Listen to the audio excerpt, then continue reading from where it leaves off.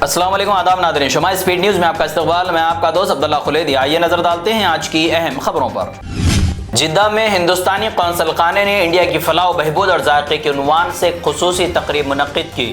تقریب میں بھارتی آموں کی مختلف اقسام کو ایک ہی پلیٹ فارم پر پیش کیا گیا۔ سعودی حکام، سفارتکاروں، کاروباری شخصیات اور کمیٹی کے افراد نے بڑی تعداد میں شرکت کی۔ قونصل جنرل فہد احمد خان سوری نے کہا کہ اس پروگرام کا مقصد صحت مند طرز زندگی اور دونوں ممالک کے تعلقات کو مزید مضبوط بنانا ہے۔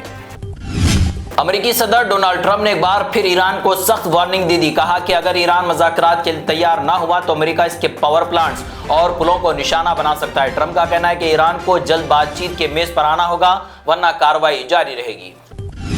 امریکی سینٹرل کمانڈ نے دعویٰ کیا کہ ایران پر مسلسل 7 گھنٹے تک فضائی اور بحری حملے کیے گئے۔ امریکہ کے مطابق حملوں میں ایران کے میزائل، ڈرون، مراکز اور ساحلی دفاع نظام کو نشانہ بنایا گیا۔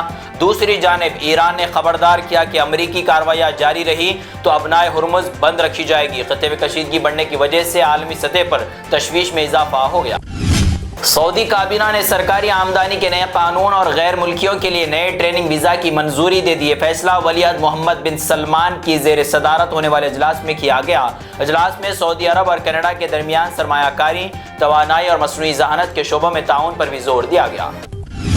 امتحانی نظام میں اصلاحات کے مطالبے پر جاری احتجاج میں مزید شدت آ گئی۔ احتجاج کرنے والی تنظیم نے 20 جولائی کو پارلیمنٹ تک مارچ کرنے کا اعلان کیا۔ تنظیم کا کہنا ہے کہ اس مارچ میں طلبہ، اساتذہ، والدین اور نوجوان بڑی تعداد میں شریک ہوں گے۔ مظاہرین پرچہ لیک کے خلاف سخت قانون اور وزیر تعلیم کے استعفے کا مطالبہ کر رہے ہیں۔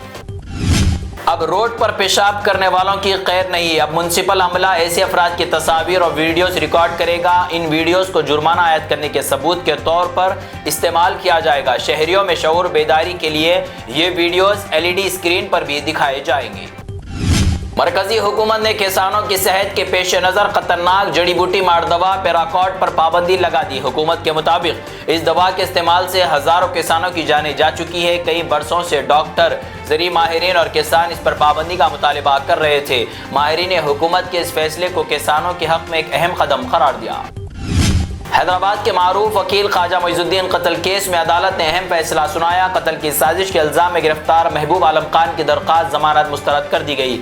اسی کیس میں دوسرے ملزم مجاہد عالم خان کی ضمانت درخواست پر 17 جولائی کو سماعت ہوگی۔ پولیس مقدمے کی مزید تحقیقات جاری رکھے ہوئے ہے۔ حیدرآباد کے KBHB علاقے میں 7ویں جماعت کے اسٹوڈنٹ سے زیادتی کے الزام میں ایک شخص کو گرفتار کر لیا گیا۔ پولیس کے مطابق ملزم فروٹ بیچنے والا تھا اور چاکلیٹ کا بہانہ بنا کر لڑکی کو گھر لے گیا۔ خوف کی وجہ سے متاثرہ بچی کئی مہینے تک خاموش رہی۔ بعد میں والدین کو پوری بات بتائی۔ شکایت کے بعد پولیس نے فوری کارروائی کرتے ہوئے ملزم کو گرفتار کر لیا۔ حیدرآباد کے مادھا پور میں 2 بہنوں کو ہراساں کرنے والے نوجوان کو مار دیا گیا۔ پولیس کے مطابق لڑکیوں کا باپ اور ایک رشتہ دار نے چاقو اور لاٹھیوں سے حملہ کر کے نوجوان کو مارا۔ واقعے کے بعد دونوں ملزمان نے خود پولیس اسٹیشن پہنچ کر سرنڈر کر دیا۔ پولیس نے مقدمہ درج کر کے واقعے کے تمام پہلوؤں سے تحقیقات۔ تلنگانہ میں کم بارش کی وجہ سے کئی اضلاع میں خشک سالی جیسے حالات پیدا ہو گئے، جس سے کسان شدید پریشان ہیں۔ AIMIM کے صدر اور رکن پارلیمنٹ حیدرآباد بیرسٹر اسد الدین اویسی نے بارش کے لیے خصوصی نماز استسقاء کا اعلان کیا۔ یہ نماز 26 جولائی اتوار کی صبح ادا کی جائے گی، جس میں بارش اور خشک سالی سے نجات کی دعا کی جائے گی۔ بنگلور کے گیس صارفین کے لیے خوشخبری، اب انسٹا مارٹ کے ذریعے LPG سلنڈر گھر بیٹھے منگوایا جا سکے گا۔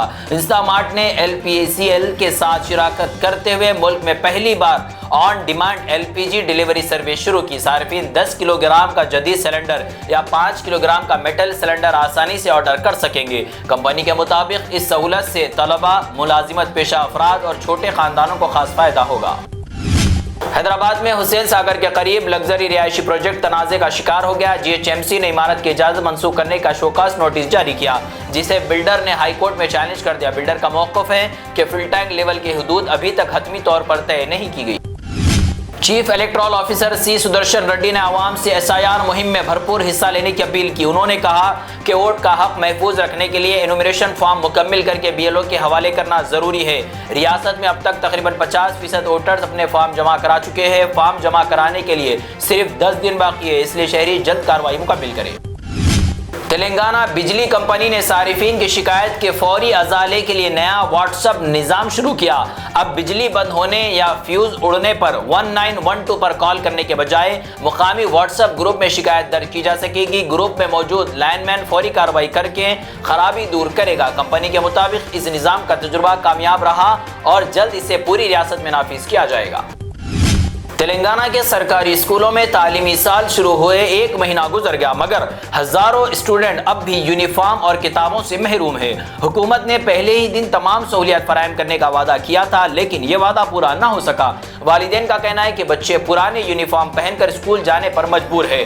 حکام نے نئے یونیفارم کے لیے اگست تک انتظار کرنے کا مشورہ دیا۔ ٹریفک پولیس نے جعلی نمبر پلیٹ اور 1 نمبر پر کئی گاڑیاں چلانے والوں کے خلاف سخت مہم شروع کر دی۔